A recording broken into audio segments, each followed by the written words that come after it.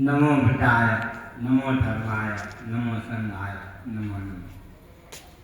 आज हामी यस कृपा दरबार भेन्नुमा हर्ष उल्लासका साथ एकचित एकाग्र गरी 2573औं बुद्ध जयन्ती मायापनी बुद्ध पूर्णिमा मनाउन गइराखेका छौँ।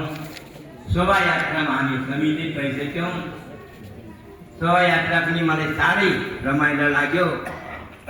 विशेष गरिकन हामी धेरै जसो ज्येष्ठ नागरिकहरूको सहभागिता देख्यौँ। म आफै पनि एकजना ज्येष्ठ नागरिक भइसकेको छु।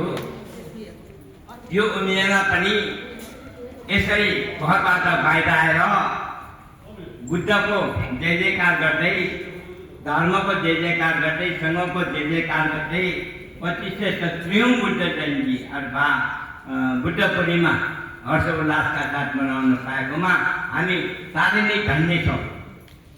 हामी साह्रै भाग्यमानी छौँ। कतिका हाम्रा साथी सङ्घीयहरू सहभागी हुन सकेका छैनन्।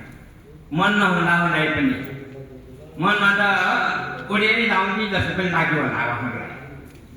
तै पनि के गर्ने, हात खुट्टाले उहाँहरूलाई त्यतिको सघाएन। खुट्टा दुखेको छ, कसरी जाउँ भन्ने आवाज मैले सुनेको थिएँ। आज बिहानै दुःख लाग्छ। तै पनि उहाँहरूको मन यहाँ चाहिँ चारैतर्फ गुन्जिराखेको छ कि होइन, उहाँहरू चाहिँ उपस्थित भइराखेको छ कि जस्तो मलाई लाग्छ। यसै सिलसिलामा अब आजको दिनको महत्त्व बारेमा अलिकति